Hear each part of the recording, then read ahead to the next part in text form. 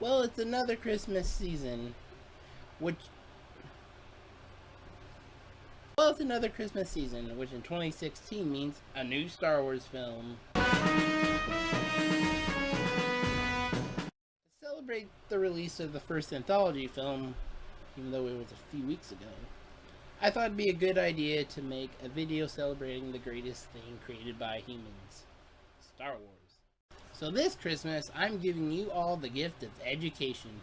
I'm going to talk about and correct 5 misconceptions that I've commonly seen regarding the Star Wars films.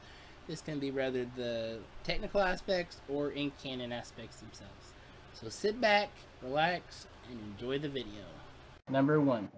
There are only 8 Star Wars movies.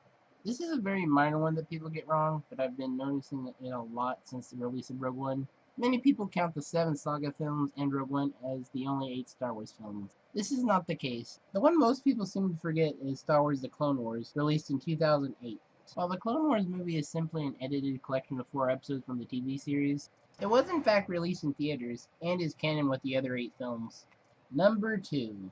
Star Wars is science fiction. When most people think of Star Wars, they think of science fiction. Believe it or not, Star Wars is actually a fantasy and not science fiction at all. Science fiction focuses on the technology of future events and what could happen. Fantasy focuses on unrealistic scenarios that do not occur in the real world, a lot of times dealing with magic. Author Arthur C. Clarke described it best when he said, "Science fiction is something that could happen, but usually you wouldn't want it to.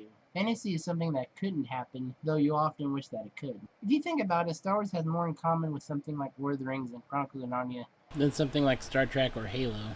Some examples of this are having magic in the form of the Force, wizards with the Jedi, knights in armor with the stormtroopers, castles with the Death Star, and a literal castle in Rogue One, armies, princesses, lightsabers, which are essentially swords, and evil rulers. There's actually a link to a really good article in the description that goes into more.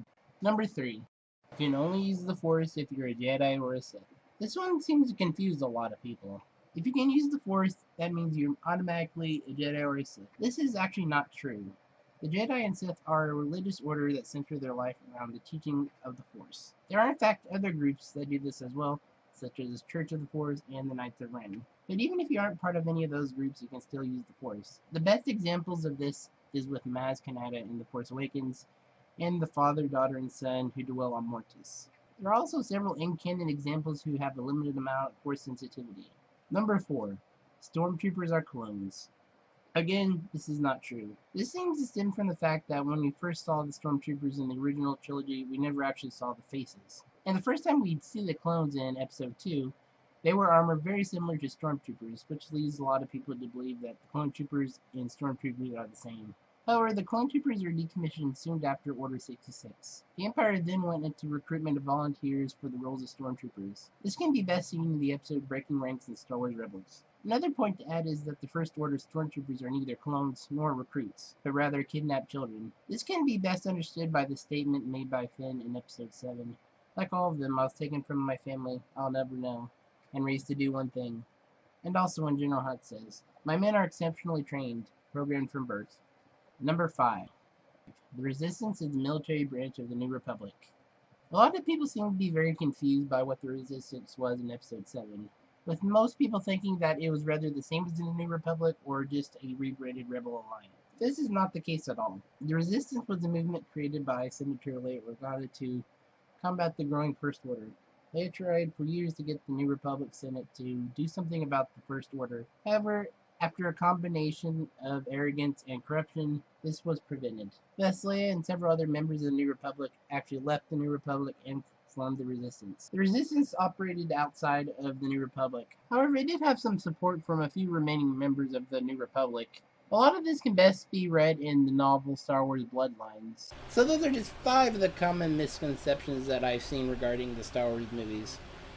There's a lot more, but maybe I'll touch on them in another video. Let me know how you like the videos down in the comments below. Also, if you have any questions, ask below.